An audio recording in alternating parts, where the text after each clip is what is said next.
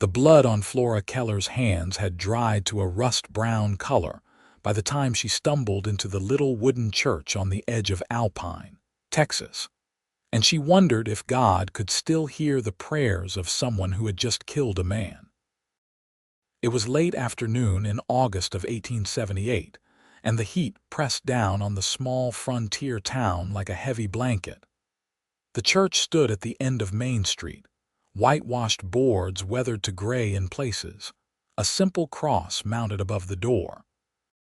Flora had passed it every day for the 3 weeks she had been living in Alpine, working at the general store to save money for her passage further west. She had never gone inside until now.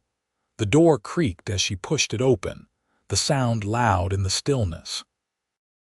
Inside, the air was marginally cooler, and dust motes drifted through shafts of golden light that streamed through the 2 small windows. There were only 8 pews, 4 on each side of a narrow aisle. At the front, a plain wooden cross hung on the wall above a simple table that served as an altar.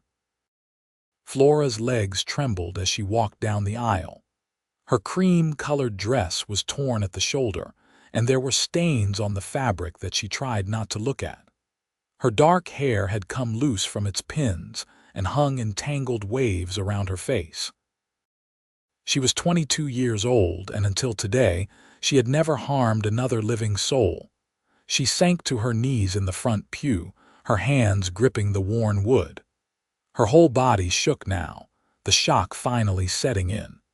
She tried to form words, tried to pray, but all that came out was a choked sob. Behind her, the church door opened again. Flora's breath caught, her heart hammering against her ribs. She did not turn around.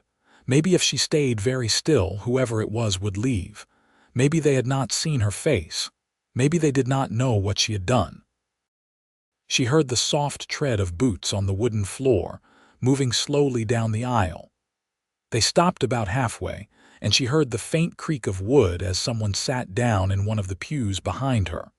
Then silence. Flora closed her eyes and tried to pray again.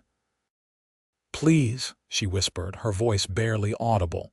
"Please forgive me. I did not mean to. I did not want to." The words caught in her throat, and tears began to stream down her face. She waited for the person behind her to speak, to call out, to accuse her. But they said nothing. They just sat there, waiting. Minutes passed.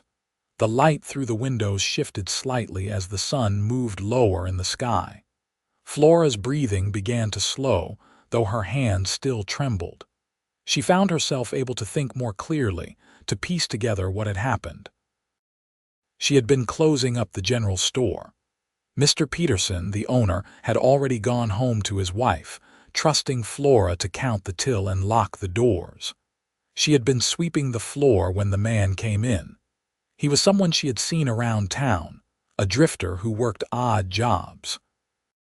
He smelled of whiskey and unwashed skin. At first he had just asked for tobacco, but when Flora told him the store was closed, he had become angry. Then aggressive. He had grabbed her wrist, pulled her close. His other hand had gone to her waist, then lower, and when she had tried to pull away, he had struck her across the face. Flora had stumbled backward, her hand landing on the counter.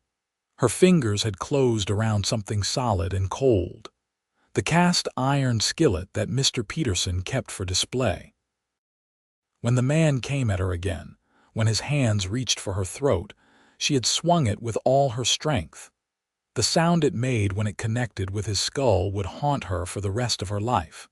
He had dropped immediately, crumpling to the floor like a puppet with its strings cut. Flora had stood there, the skillet still in her hand, watching the pool of blood spread across the floorboards. She had not checked to see if he was breathing. She had simply dropped the skillet and run. Now, kneeling in the church, she realized she did not even know if she had actually killed him. Perhaps he was only injured. Perhaps she had panicked for nothing. But she had seen his eyes, glassy and unfocused, and the unnatural angle of his neck. "I did not mean to kill him," she whispered to the cross on the wall. He was going to hurt me. He was going to.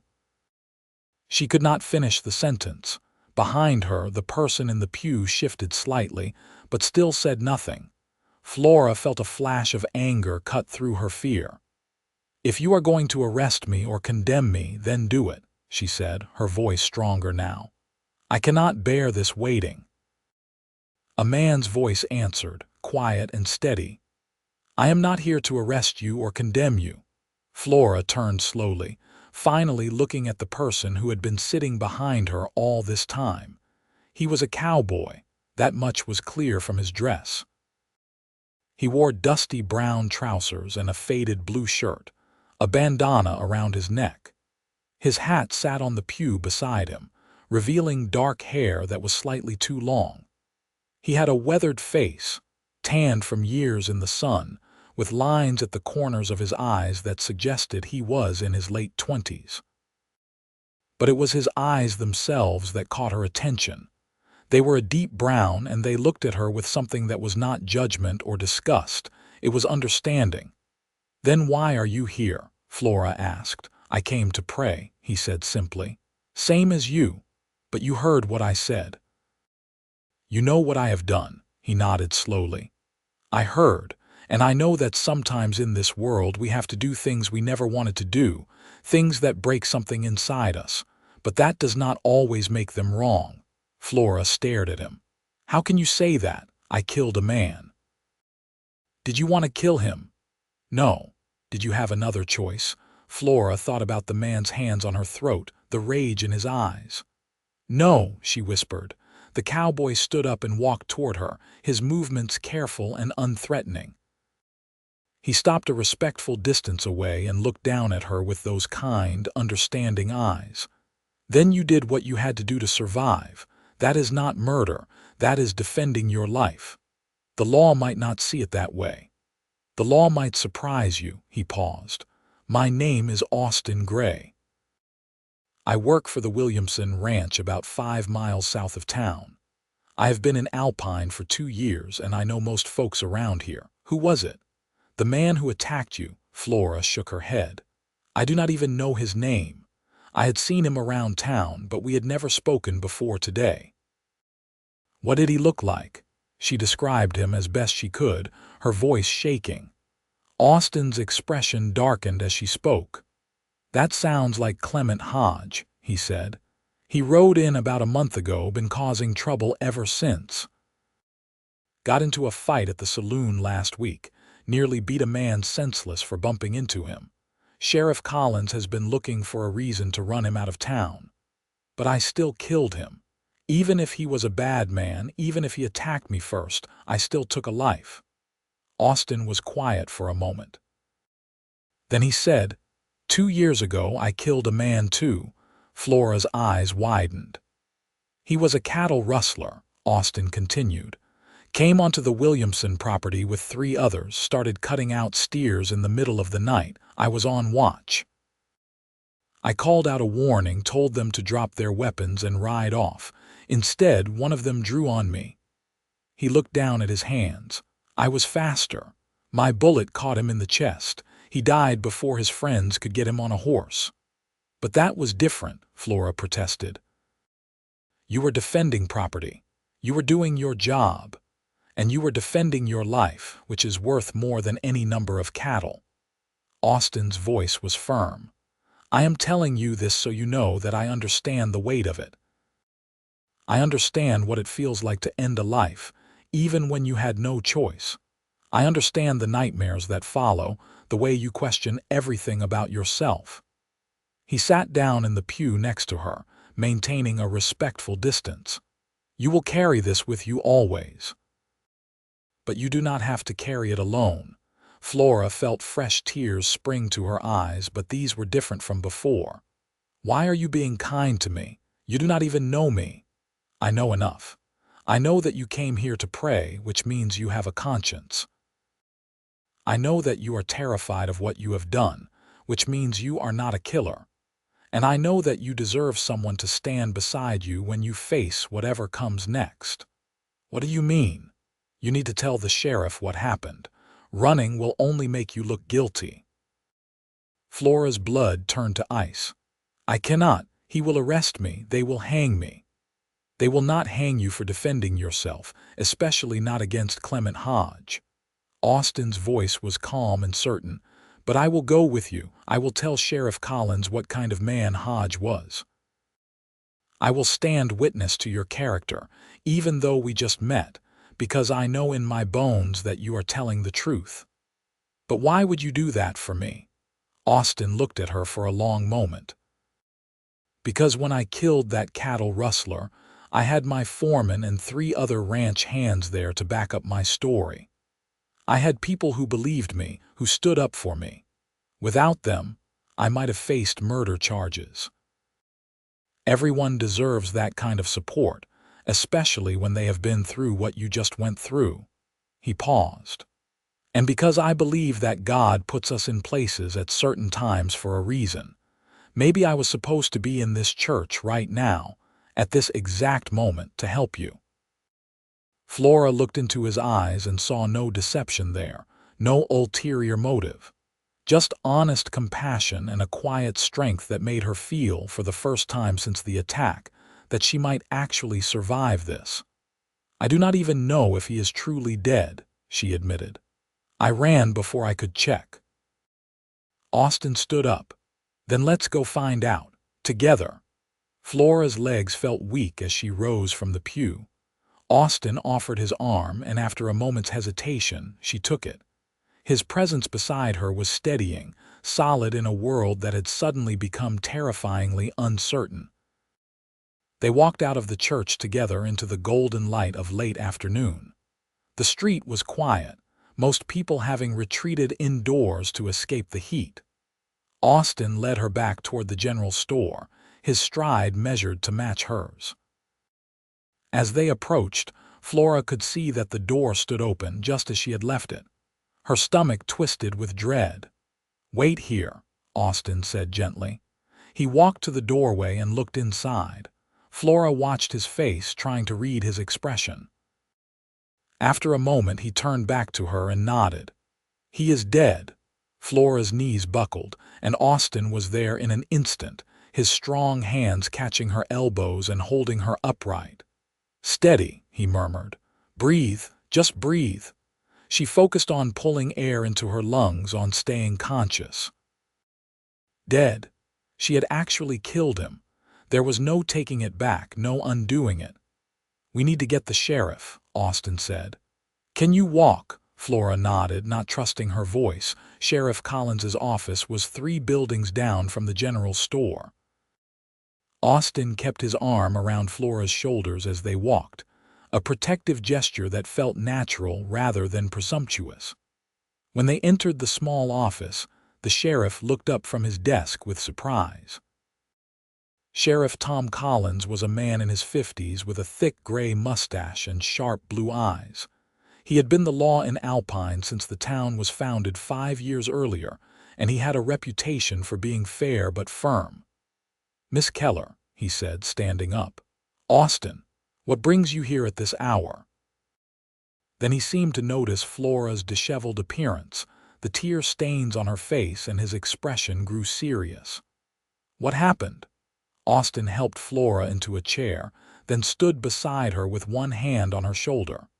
"Clement Hodge attacked Miss Keller at the general store. He is dead."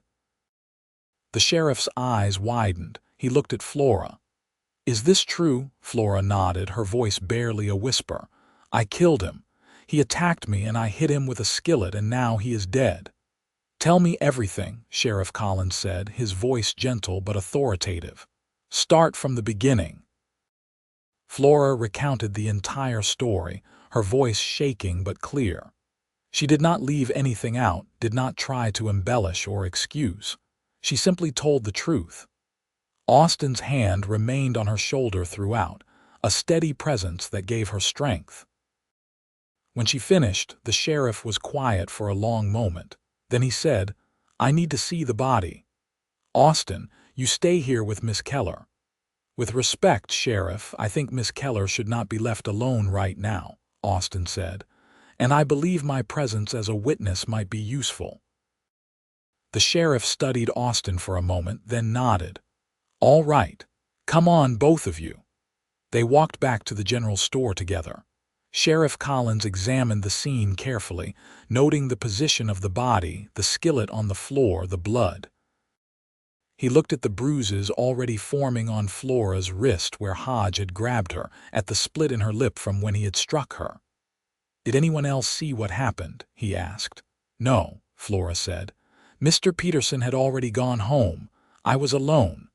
The sheriff nodded slowly. He crouched down next to Hodge's body and examined it more closely. After a few minutes, he stood up and wiped his hands on his trousers.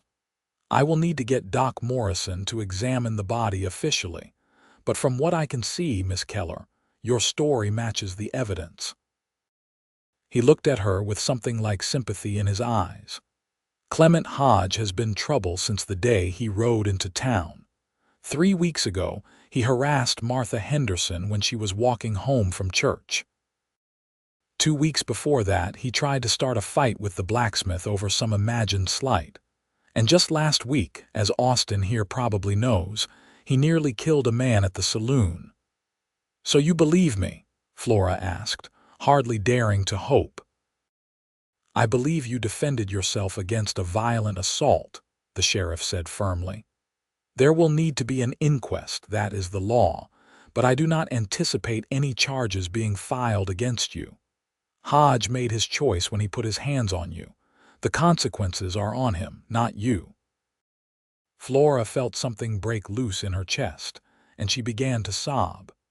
Not from fear this time, but from relief so overwhelming it left her shaking.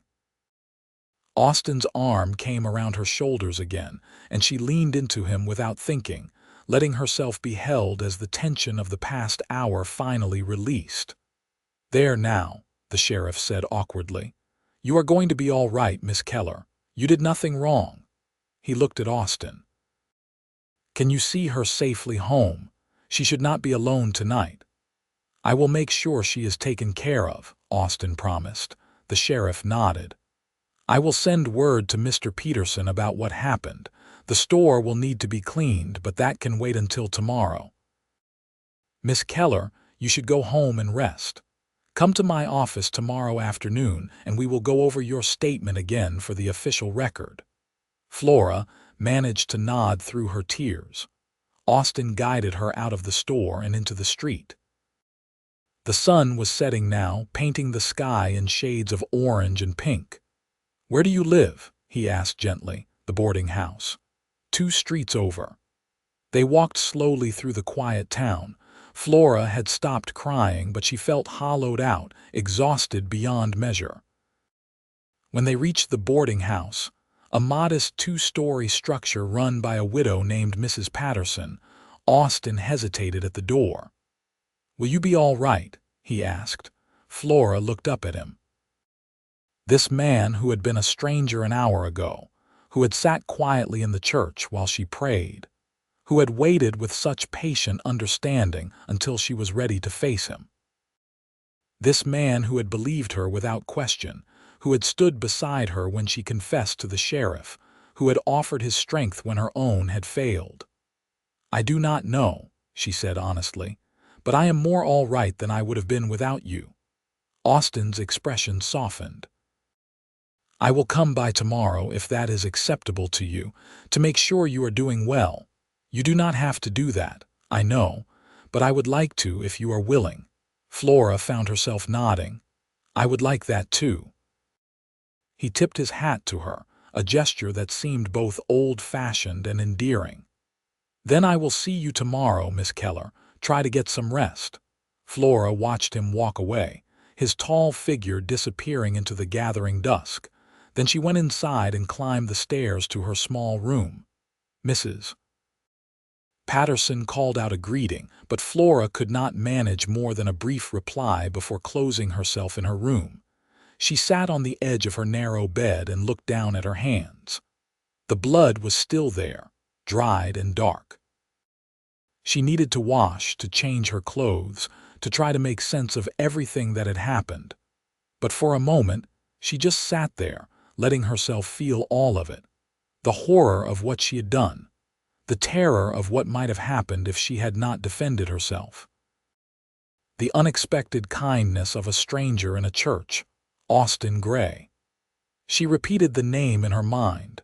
She knew she would not forget it, would not forget him, for as long as she lived. That night, Flora did not sleep much. When she did drift off, she dreamed of hands around her throat, of blood on the floor, of the terrible sound the skillet had made. But she also dreamed of brown eyes full of understanding, of a steady hand on her shoulder, of a voice saying, "You do not have to carry it alone." The next morning, Flora forced herself to get up and face the day. She washed carefully, scrubbing away every trace of blood. She put on a clean dress, a simple gray cotton that was her second best. She braided her dark hair and pinned it up, then looked at herself in the small mirror above her washstand. She looked pale. There were dark circles under her eyes, but she was still herself. Still Flora Keller, 22 years old, trying to make a life for herself in a hard world. What had happened yesterday did not define her, even if it had changed her. She went downstairs to find Mrs. Patterson in the kitchen, preparing breakfast. The older woman took one look at her and immediately poured her a cup of coffee. "Sheriff Collins came by early this morning, Mrs. Patterson said, her voice kind. He told me what happened." "Oh, my dear girl," Flora sank into a chair at the kitchen table. "You must think terribly of me." "I think nothing of the sort," Mrs. Patterson said firmly. "I think you survived something terrible, and I thank God you had the strength to fight back. That Hodge man was poison. Everyone knew it. I am only sorry you had to be the one to face him." The simple acceptance in her voice made Flora's eyes sting with tears again. She had been so afraid that everyone would see her as a murderer, but instead she was finding unexpected compassion. "There is going to be an inquest," Flora said. "The sheriff said so. That is just procedure. No one who knows the facts is going to blame you, Mrs. Patterson set a plate of eggs and toast in front of her. "Now eat. You need to keep your strength up." Flora managed to eat a few bites, though her stomach was still unsettled. She was finishing her coffee when there was a knock at the front door. Mrs. Patterson went to answer it, and Flora heard a familiar voice. "Good morning, madam. I am Austin Gray. I came to see how Miss Keller is doing." Flora's heart gave an unexpected flutter. She stood up quickly, smoothing down her dress. Mrs. Patterson showed Austin into the kitchen, giving Flora a knowing look as she did so. Austin looked different in the morning light. He had cleaned up, shaved, put on a fresh shirt. He held his hat in his hands and gave Flora a gentle smile when he saw her. "Miss Keller, you look better than you did yesterday." "I feel better," Flora said, surprised to find it was true. "Thank you for coming. I said I would." He glanced at Mrs. Patterson. "I was hoping I might speak with Miss Keller outside, if that would be acceptable." Mrs. Patterson looked at Flora, who nodded. "Of course," the older woman said. "You two go on. I will be here if you need anything, dear." Flora and Austin walked out onto the front porch of the boarding house. The morning was already warm, promising another hot day. They stood together at the railing, looking out at the street. "Did you sleep?" Austin asked. "Not much. You, not much either." He turned to look at her. "I wanted to tell you that I spoke with my foreman this morning. I told him what happened, and I asked for the day off. He gave it to me. So I am here for whatever you need. If you want company when you go to see the sheriff, I will go with you. If you need someone to talk to, I will listen. If you would rather be alone, I will respect that too." Flora felt warmth spread through her chest. "Why are you doing this? You do not know me. You have no obligation to me." Austin was quiet for a moment, his eyes serious. "The truth, I do not entirely know. Yesterday in the church, when I heard you praying, something in your voice reached me. It reminded me of how I felt after I killed that rustler, lost, scared, sure that I was damned." He paused. No one should feel that way when they have only done what they had to do to survive. And when I saw you, when I heard your story, I knew I could not just walk away. But there must be more to it than that. A faint smile crossed his face. You are perceptive. Yes, there is more. The truth is, from the moment I saw you turn around in that church, I felt something I have not felt in a long time. A connection. A sense that you and we understood each other in a way most people never would. He looked slightly embarrassed. I know that probably sounds foolish. We only just met. It does not sound foolish, Flora said softly. I felt it too. Their eyes met, and Flora felt her breath catch. There was something in the way he looked at her, something warm and genuine and entirely without pretense. I would very much like to spend more time with you, Austin said. Not because I pity you or because I think you need taking care of, but because I like you, because I want to know you better, because when I am with you, I feel like I can breathe more easily. He shook his head. I am not very good with words. I work with cattle and horses, not poetry. I think you are better with words than you realize, Flora said. She found herself smiling, really smiling, for the first time since the attack. And I would very much like to spend more time with you too. Relief and joy crossed Austin's face. Then let's start now. We have a few hours before you need to see the sheriff. Would you like to take a walk? I could show you some of the country around Alpine. It is beautiful if you can handle the heat. I think I can manage the heat. Flora went back inside to get her bonnet and let Mrs. Patterson know where she was going. The older woman gave her an approving nod and a smile. You go on and enjoy yourself, dear. That young man has good eyes, kind eyes. Austin led Flora out of town, taking a path that wound through scrubby desert landscape dotted with mesquite and prickly pear. The mountains rose in the distance, their peaks touched with gold in the morning light. It was indeed beautiful in a harsh, unforgiving way. As they walked, they talked. Flora told him about her life before Alpine, about growing up in Missouri, about losing her parents to fever when she was 18. About the years she had spent working as a seamstress in St. Louis, saving every penny she could. About her dream of going to California, where she had heard opportunities were better for a woman on her own. Why did you stop here? Austin asked. My money ran out, Flora admitted. The journey was more expensive than I had anticipated. When I got to Alpine, I was down to my last few dollars. Mr. Peterson was kind enough to give me a job, and I have been saving ever since. I was planning to leave next month, once I had enough for the rest of the journey. And now, Flora was quiet. Now I do not know. After what happened after the inquest, I do not know if I can just leave. It feels like running away. Or it could be moving toward something new, Austin said. There is no shame in pursuing your dreams. What about you? Flora asked, wanting to turn the conversation away from herself. How did you end up in Alpine? Austin's expression grew distant. I grew up in Tennessee. My father was a farmer, but after the war, everything changed. The farm was destroyed, my father was broken in spirit, my mother died of grief. I was 16 when I decided to head west and make a new start. He paused. I worked a lot of different jobs, drifted from town to town. I punched cattle in Colorado, worked in a silver mine in New Mexico, even tried my hand at prospecting for a while. Nothing stuck until I came here and started working for the Williamsons. Something about this place felt right. Do you think you will stay? I do not know. I have saved some money. I have been thinking about buying some land of my own, starting a small ranch. But that is still a few years off. He glanced at her. What about you? Is California still what you want? Flora thought about it. Yesterday, she would have said yes without hesitation. But now, walking beside this man, she found herself uncertain. It was what I wanted, but I am learning that sometimes what we think we want and what we actually need are two different things."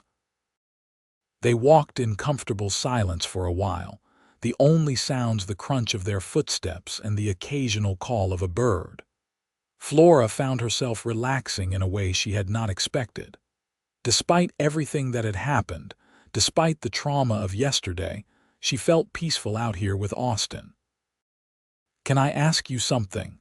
Austin said eventually. "Of course." "Yesterday, after everything, why did you go to the church? Why not run or go straight to the sheriff or just hide in your room?" Flora considered the question. "I suppose I needed to lay it at the feet of something bigger than myself.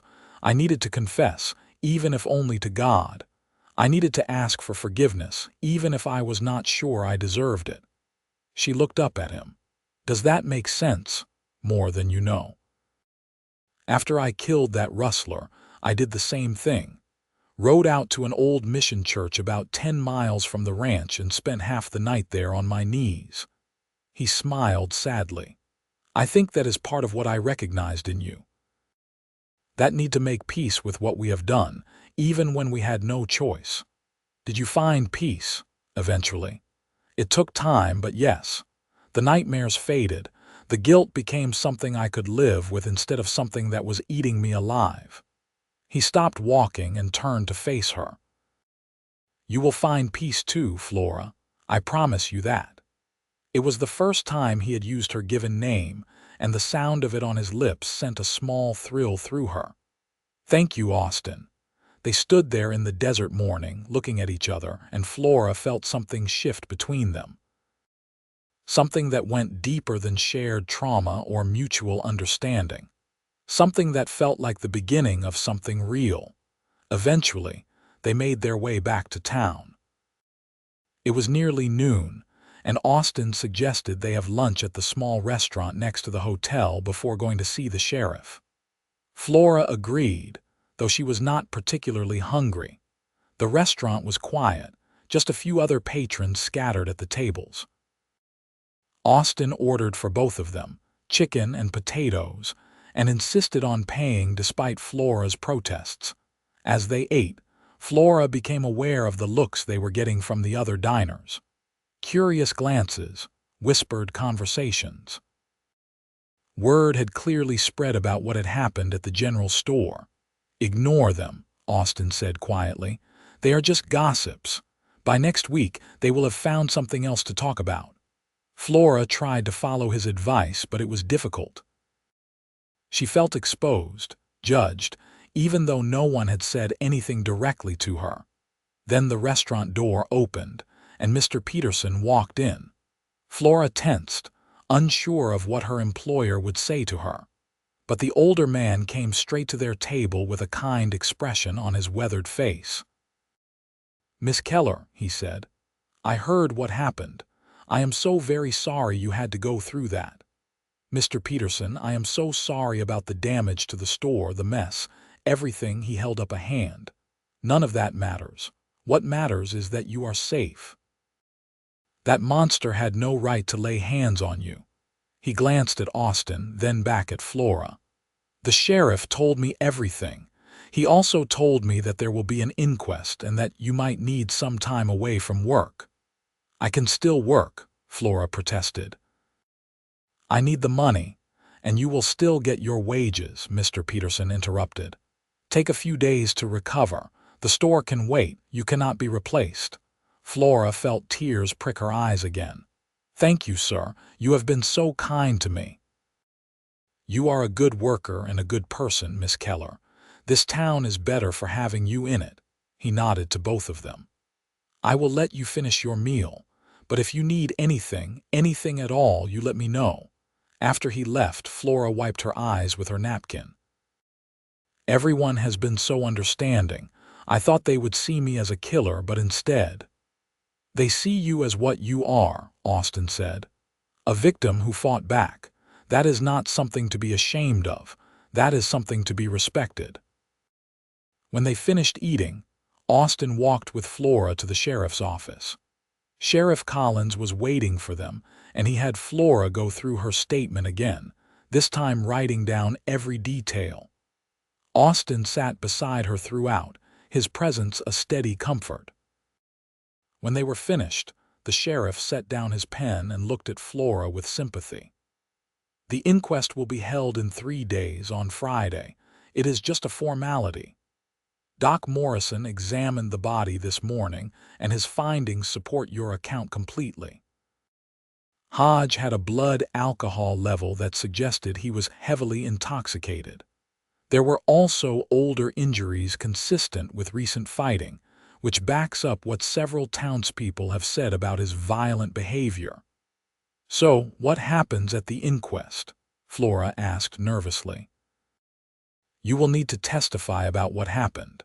A few other people will testify too about Hodge's character and past behavior. Then the judge will make a ruling.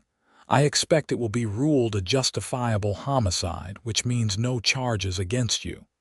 And if it is not—" The sheriff's expression was firm. "It will be. I stake my reputation on it. You did nothing wrong, Miss Keller." Flora left the sheriff's office feeling marginally better, though the weight of the upcoming inquest still pressed on her. Austin walked her back to the boarding house, and they stood together on the porch once more. "I should get back to the ranch," Austin said reluctantly, "but I will be back tomorrow if that is all right with you." "I would like that very much." He smiled at her, that warm, genuine smile that made her heart flutter. Then, very carefully, he reached out and took her hand. His palm was calloused from years of hard work, but his touch was gentle. "You are stronger than you know, Flora Keller. Remember that." Then he released her hand, tipped his hat, and walked away. Flora watched him go, her hand still tingling from his touch. Over the next 3 days, Austin came to see Flora every afternoon. They took walks together, talked for hours, shared meals. With each passing day, Flora felt herself healing in ways that had nothing to do with time and everything to do with Austin's quiet presence in her life. She learned that he was 27 years old, that his favorite food was apple pie, that he had a younger sister back in Tennessee who he wrote to every month. She learned that he was patient with horses, but had no patience for dishonesty, that he could fix almost anything with his hands, that he had a dry sense of humor that caught her off guard and made her laugh. In turn, she shared herself with him. Her love of reading, her skill with a needle, her secret dream of one day opening her own dress shop, her fear of thunderstorms, her fondness for peppermint candy, her tendency to overthink everything.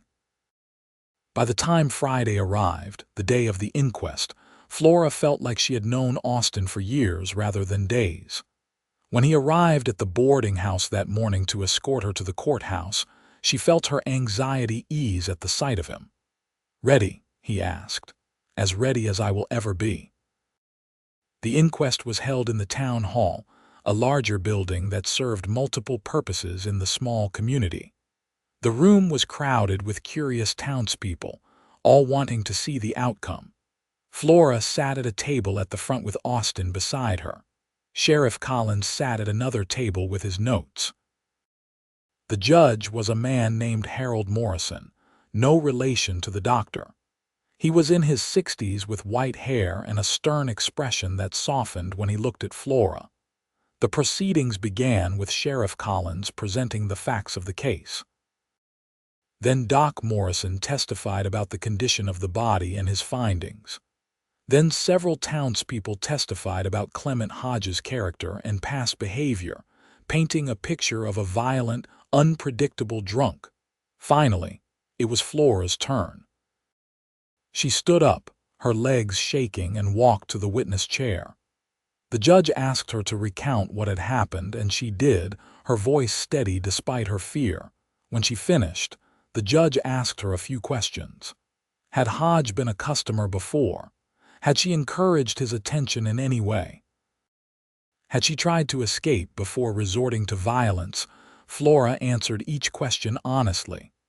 No, Hodge had never been a customer before that day. No, She had never spoken to him except to tell him the store was closed. Yes, she had tried to pull away, but he had been much stronger than her, and when he had started choking her, she had grabbed the only weapon within reach. The judge nodded thoughtfully. Then he asked if anyone else wanted to speak on Flora's behalf. Austin stood up. "Your Honor, if I may." The judge looked surprised but nodded. "Go ahead, Mr. Gray." Austin walked to stand beside Flora, and his presence gave her strength. "I know I was not there when the attack happened, but I was the first person Miss Keller spoke to afterward. I found her in the church, terrified and guilt-ridden because she had defended her own life. I have seen killers before, Your Honor. I have seen people who take life without remorse. Miss Keller is not one of them. She is a good person who was forced into an impossible situation. She deserves justice, not condemnation." The judge listened carefully, then nodded. "Thank you, Mr. Gray. You may sit down."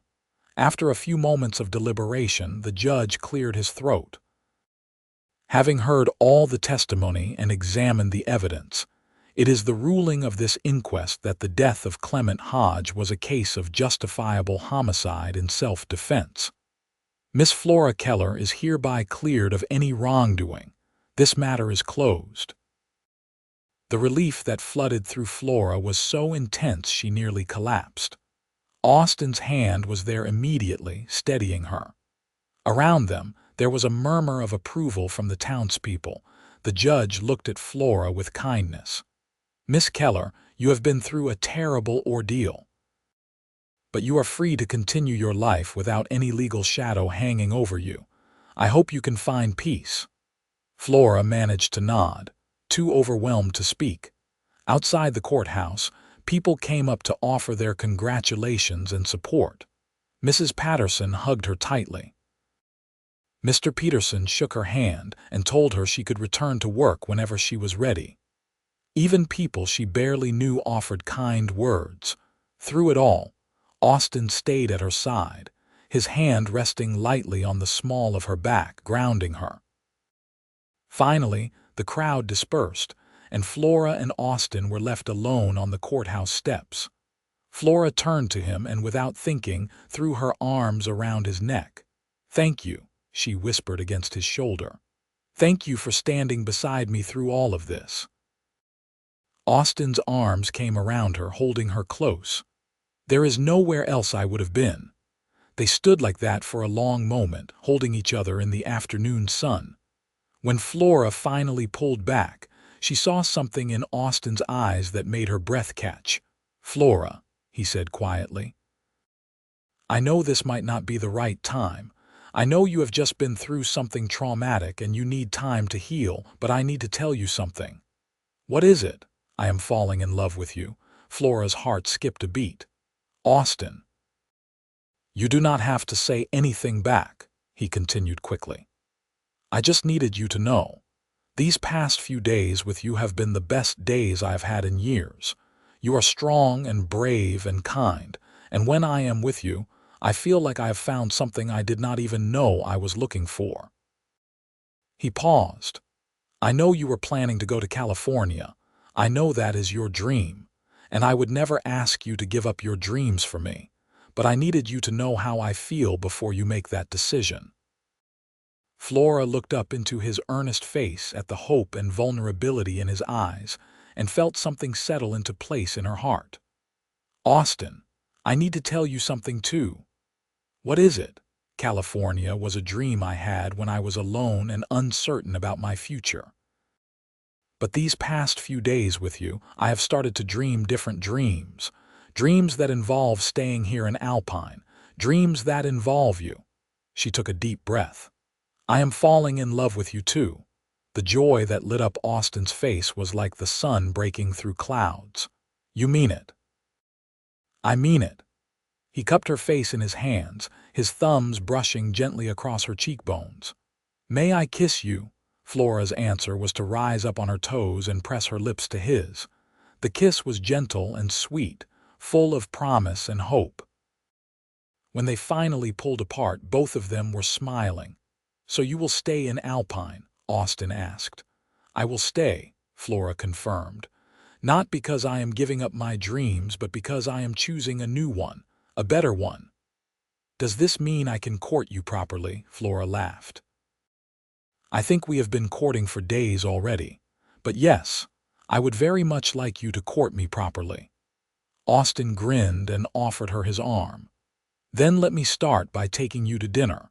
There is a restaurant on the other side of town that makes the best steak you have ever tasted." As they walked together through the streets of Alpine, Flora felt lighter than she had in days.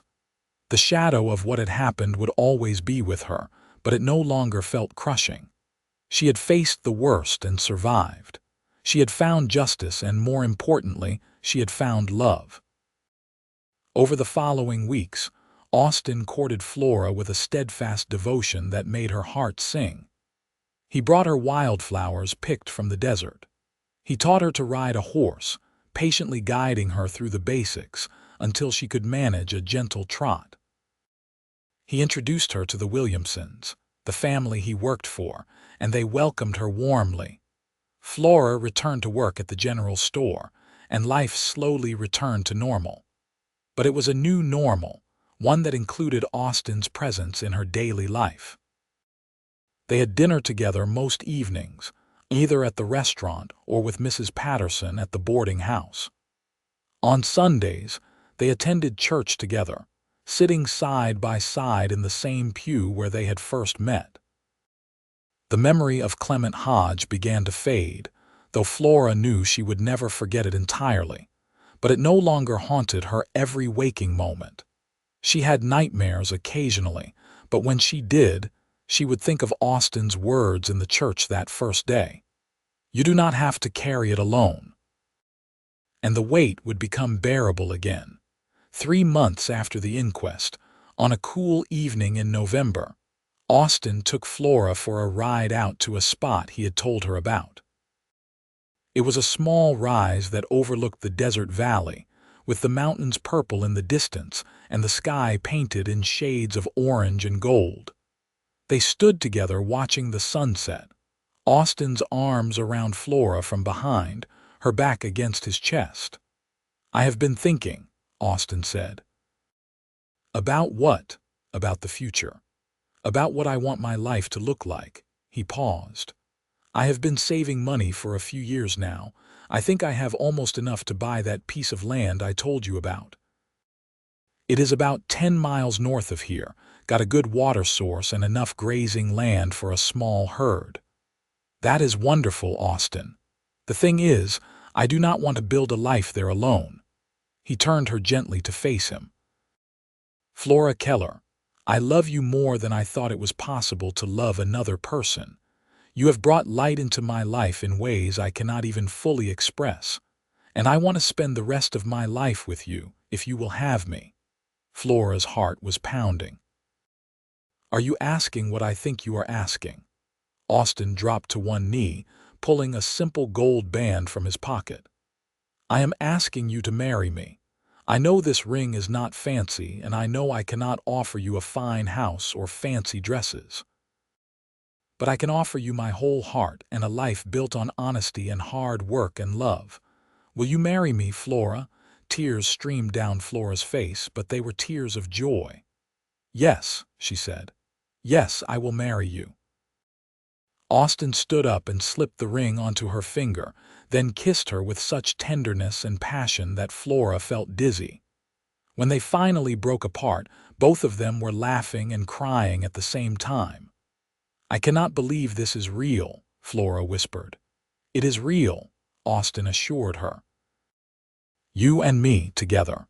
It is the most real thing I have ever known." They were married 6 weeks later in the same little church where they had first met. It was a small ceremony with just a handful of friends present. Mrs. Patterson and Mr. Peterson served as witnesses. The pastor who married them was the same one who led Sunday services, a kind man who had been supportive of Flora through her ordeal. Flora wore a dress she had made herself, cream-colored cotton with lace at the collar and cuffs. She had never felt more beautiful than when she saw the look on Austin's face as she walked down the aisle toward him. They exchanged their vows in steady voices, promising to love and honor each other through whatever life might bring. When Austin kissed her as his wife for the first time, Flora felt as if her whole life had been leading to this moment. After the ceremony, there was a small celebration at the boarding house. Mrs. Patterson had prepared a feast, and there was even a fiddle player who provided music. Flora danced with Austin, his arms strong around her, and felt complete in a way she never had before. That night, they stayed in a room at the hotel, the nicest one available. Austin carried Flora over the threshold, both of them laughing at the tradition. Then they were alone, husband and wife, and the world narrowed down to just the two of them. Austin was gentle and patient, making sure Flora felt safe and cherished. They took their time, learning each other, and when they finally came together, it felt like the most natural thing in the world. Afterward, lying in Austin's arms, Flora traced lazy patterns on his chest with her fingertips. "I never imagined I could be this happy," she murmured. "Neither did I," Austin said, pressing a kiss to the top of her head. "You are the best thing that ever happened to me, Flora Gray." Flora smiled at the sound of her new name. "I like the sound of that. Flora Gray. I like it too." They fell asleep wrapped around each other, and for the first time in months, Flora did not have a single nightmare. In the spring, Austin finalized the purchase of the land he had been saving for. It was exactly as he had described, a beautiful piece of property with good water and grazing land. They moved into a small cabin that was already on the property, just 2 rooms and a loft, but it was theirs, and that made it perfect. Flora quit her job at the general store, though she remained friends with Mr. Peterson. Instead, she began taking in sewing work, making dresses and shirts for the women of Alpine. Her skill with a needle became well known, and soon she had more work than she could handle. Austin built up a small herd of cattle with help from some of his former colleagues at the Williamson Ranch. He worked from sunup to sundown, but he always made time for Flora. They would eat dinner together every evening, talking about their days, making plans for the future. Life was not easy. There were droughts and disease, times when money was tight and the work seemed endless. But they faced everything together, drawing strength from each other. 2 years after their wedding, Flora discovered she was pregnant. She told Austin one evening after dinner, watching his face carefully to gauge his reaction. His eyes widened, then filled with tears. "A baby. We are going to have a baby," Flora nodded, her own eyes wet. "Are you happy?" Austin swept her into his arms, lifting her off the ground and spinning her around. "Happy? I am the happiest man alive." The pregnancy was not easy. Flora suffered from terrible sickness in the early months, and the summer heat was oppressive. But Austin was attentive and caring, doing everything he could to make her comfortable. In February of 1882, on a cold night with stars bright in the sky, Flora went into labor. Mrs. Patterson and the local midwife, a capable woman named Sarah Chen, attended her. Austin paced outside the bedroom, nearly wearing a hole in the floor with his worry. After 12 hours of labor, Flora gave birth to a healthy baby boy. When Mrs. Patterson brought the baby out to show Austin, he looked down at the tiny face and felt his heart expand in ways he had not known were possible. They named him James Andrew Gray, after both of their fathers. He had Austin's dark hair and Flora's green eyes, and he was the most perfect thing either of them had ever seen. Holding their son for the first time, with Austin's arm around her shoulders, Flora thought back to that terrible day in the general store. She thought about how she had nearly died, how she had taken a life to preserve her own. She thought about running to the church, broken and terrified, and finding a cowboy sitting quietly in the pews, waiting. Everything that had happened since had grown from that moment. All the love and joy and hope in her life now had been made possible because she had survived, because Austin had believed in her, because they had found each other. "What are you thinking about?" Austin asked softly, careful not to wake the sleeping baby in Flora's arms. "I am thinking about how grateful I am," Flora said. "For you, for James, for this life we have built. I am thinking about how something so terrible led to something so beautiful." Austin kissed her temple. "We make our own beauty out of what life gives us. And you, my love, are the most beautiful thing I have ever known." As the years passed, their family grew.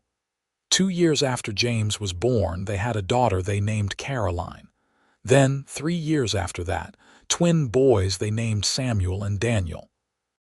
The little cabin became too small, so Austin built a larger house with help from friends and neighbors. It had 4 bedrooms, a spacious kitchen, and a porch that wrapped around the entire front. Flora's sewing business continued to thrive. She eventually took on an apprentice, a young woman from town who wanted to learn the trade. Austin's ranch grew too, until he was running a respectable herd and employing 2 ranch hands. They faced challenges, of course. There was a year when disease swept through the cattle and they lost nearly a third of the herd. There was a winter when Caroline got scarlet fever and they thought they might lose her. There were droughts and floods, good years and bad years. But through it all, they had each other. Their love, which had been born in trauma and crisis, had grown into something deep and unshakable. They knew each other's flaws and loved each other anyway. They supported each other's dreams and carried each other through the hard times. On their 10th wedding anniversary, Austin took Flora back to the spot where he had proposed. The children were staying with Mrs. Patterson for the night, giving them a rare evening alone. They stood together watching the sunset, just as they had a decade earlier. Austin's arms were around Flora, her back against his chest, and it felt like coming home. "You ever wonder what would have happened if I had not gone to the church that day?" Austin asked. Flora thought about it. "Sometimes. But then I remember that I do not believe in coincidence. I think we were meant to find each other one way or another." "I think you are right." Austin turned her to face him. "You know what I remember most about that day in the church?" "What?" "The way you looked when you finally turned around and saw me. You were so scared, so vulnerable. But there was strength in you too, even if you could not see it yet. I knew right then that you were someone special." Flora smiled. "And I remember thinking that you had the kindest eyes I had ever seen, that maybe, just maybe, everything was going to be all right. Was I right? Is everything all right?"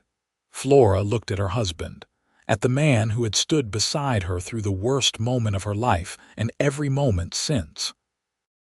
The man who had loved her without judgment, who had built a life with her, who had given her 4 beautiful children and a home filled with laughter and warmth. "Everything is more than all right," she said. "Everything is perfect."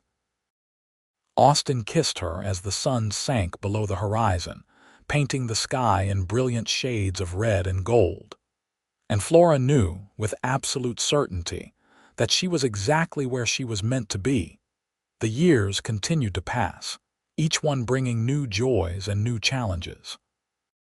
James grew into a serious young man who loved working with the cattle. Caroline became an accomplished seamstress, learning everything Flora could teach her. Samuel and Daniel were inseparable, always getting into mischief but with good hearts. Flora and Austin grew older together, their hair turning gray, their bodies bearing the marks of years of hard work. But their love never diminished. If anything, it grew stronger with each passing year. They celebrated 25 years of marriage surrounded by their children, now grown and starting families of their own. James had married a sweet girl from town and had given them 2 grandchildren. Caroline was engaged to a young lawyer who had recently moved to Alpine. The twins were still unmarried but showed no signs of settling down anytime soon. As the party wound down and the family dispersed, Flora and Austin found themselves alone on the porch of their home. The night was cool and clear, the stars brilliant overhead. 25 years, Flora mused. How did that happen? One day at a time, Austin said with a smile. He took her hand, his thumb tracing over the simple gold band that had never left her finger. And I would gladly live another 25 and another after that. Do you remember what you said to me that first day in the church? When I asked why you were helping me, I remember. I said that maybe I was supposed to be there at that exact moment to help you.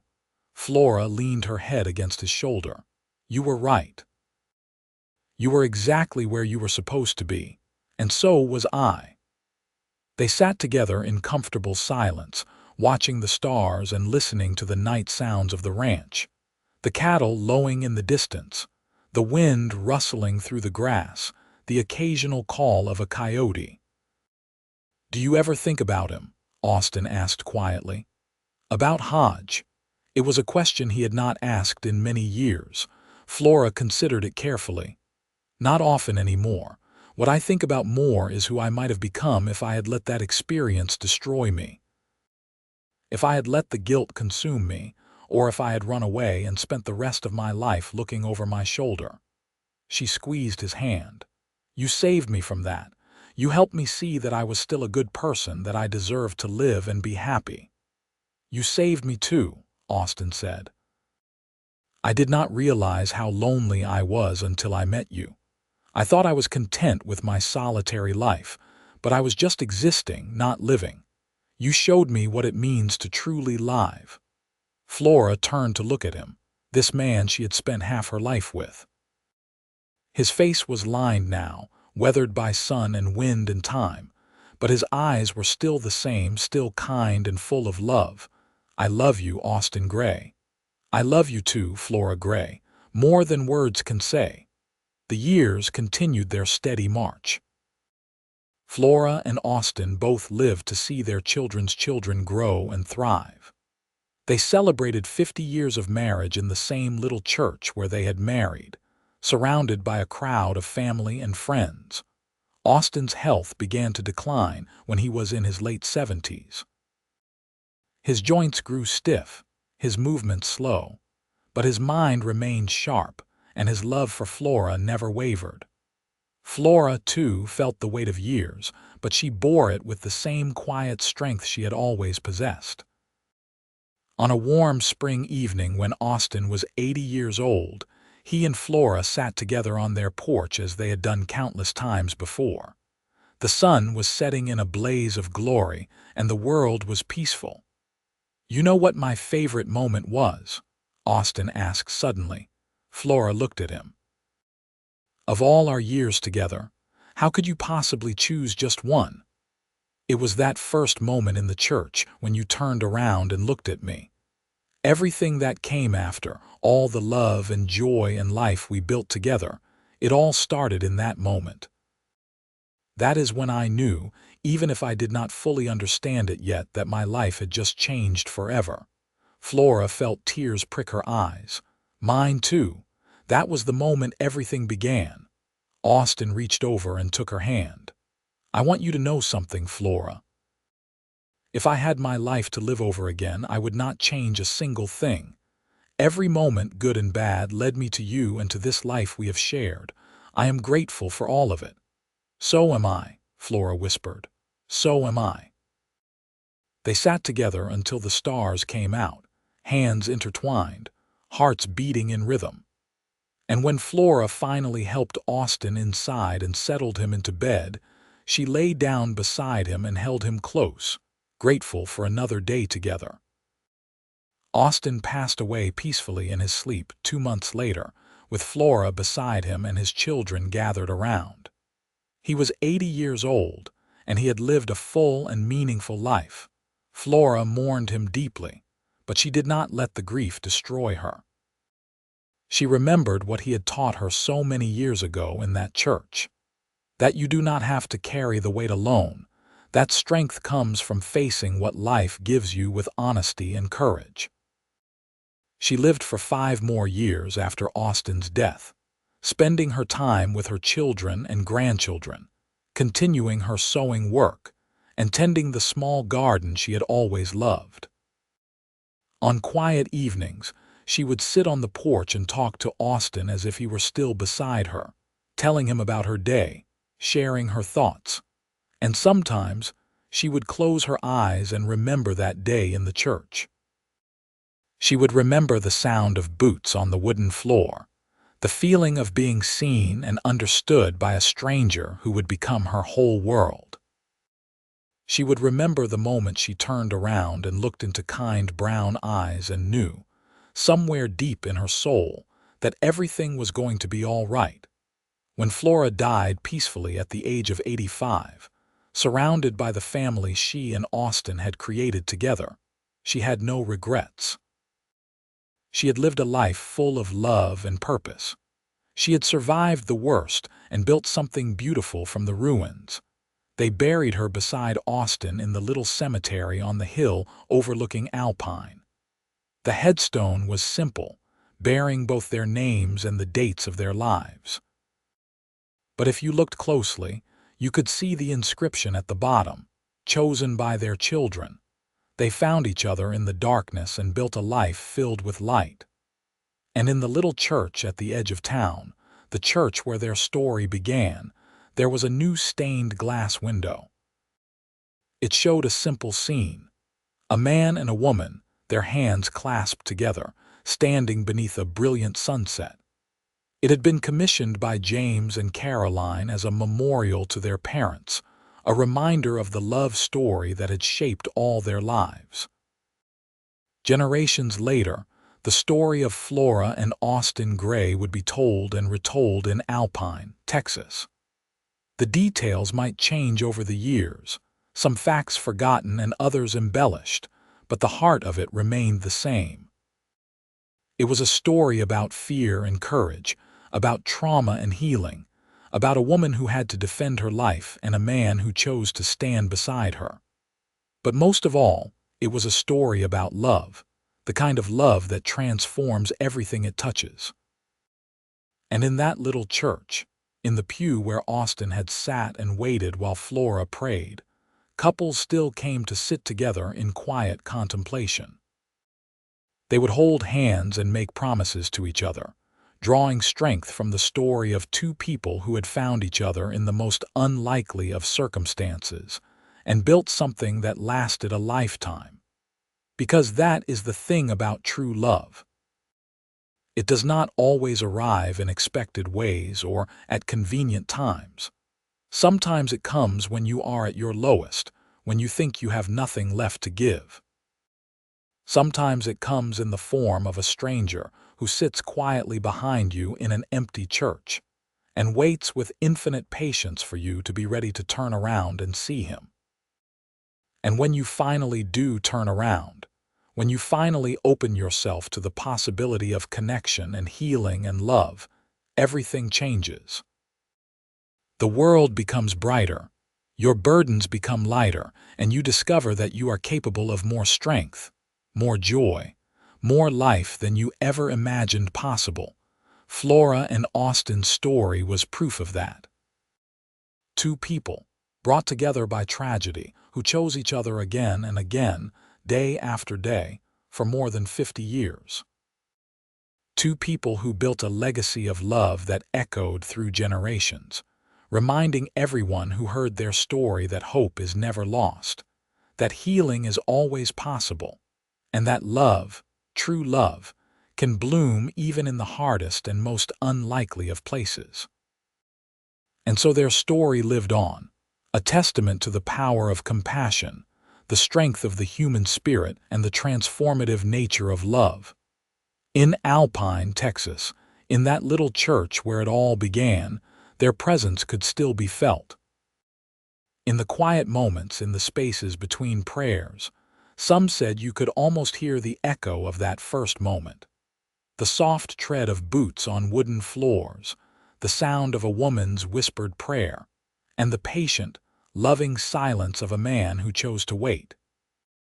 Because sometimes, the greatest gift you can give another person is simply to be present, to sit quietly and wait, to offer your strength without demanding anything in return, to believe in them when they cannot believe in themselves, to stand beside them when the world seems dark and help them find their way back to the light. That is what Austin did for Flora on that terrible day in 1878. And that is what Flora did for Austin in return for the rest of their lives together. They were each other's greatest gift, each other's truest home. And the love they shared became a beacon for everyone who knew them, a reminder that even in the wild and often harsh landscape of the American West, beauty and grace and enduring love could not only survive but thrive. Their children carried forward the lessons they had learned from their parents. James ran the ranch with the same dedication and integrity his father had shown. Caroline opened a dress shop in Alpine, fulfilling the dream her mother had once harbored for herself. The twins eventually settled down, each finding partners who appreciated their wild spirits, and they built lives filled with adventure and love. And all of them, when they faced challenges or doubts, would think back to the story of how their parents met. They would remember that their mother had faced the worst moment of her life with courage, that their father had offered compassion when judgment would have been easier. They would remember that love is not just a feeling but a choice, made again and again, through good times and bad. The ranch that Austin built continued to operate for 3 generations, eventually becoming one of the most successful in the region. The dress shop that Caroline opened still stands today, now run by her great-great-granddaughter. And the church where Flora prayed and Austin waited still serves the community of Alpine, a constant presence in a changing world. In the end, the story of Flora Keller and Austin Gray is more than just a love story. It is a story about resilience and redemption, about the ways we find strength in our darkest moments, about the unexpected connections that change the course of our lives. It is a reminder that our worst days do not define us, but how we respond to them does. Flora could have let that terrible day destroy her. She could have let the guilt consume her or the fear paralyze her. But instead, she chose to pray, to seek forgiveness, to open herself to healing. And in doing so, she opened herself to love. Austin could have walked past that church without stopping. He could have heard Flora's prayers and decided they were not his concern. But instead, he chose to sit down and wait, to offer his presence and his support to a stranger in need. And in doing so, he found the love of his life. Their story teaches us that our choices matter, that small acts of compassion can have profound impacts, and that love often comes to us when we least expect it but need it most. It teaches us that tragedy does not have to be the end of our story, but can instead be the beginning of something beautiful. As the sun sets over Alpine, Texas, casting long shadows across the desert landscape, the legacy of Flora and Austin Gray lives on. In the faces of their descendants, in the buildings they helped build, in the stories that are still told about them. But most of all, in the little church at the edge of town, where their love story began and where their memory is forever honored. And if you ever find yourself in that church, sitting alone in the quiet, you might feel their presence. You might sense the echo of that moment when a broken woman found courage and a lonely man found purpose. You might understand, in a way that transcends words, that love is the most powerful force in the universe, capable of healing the deepest wounds and transforming the darkest moments into sources of light. That is the gift Flora and Austin left behind. Not just a family or a ranch or a successful business, but proof that love endures, that goodness prevails, and that even in our most desperate moments, hope is never truly lost. It is a gift that continues to inspire, to comfort, and to remind us all that we are capable of more than we know, that we are stronger than we believe, and that we are never truly alone as long as we remain open to the possibility of connection, compassion, and love. And so the story ends, not with sadness or loss, but with the warm glow of a life well lived and a love that transcended time. Flora and Austin Gray found each other in the most unlikely of circumstances, built a life of profound meaning and beauty, and left behind a legacy that would inspire generations to come. Their love story reminds us all that even in the hardest times, in the wildest places, love can bloom and flourish and change the world.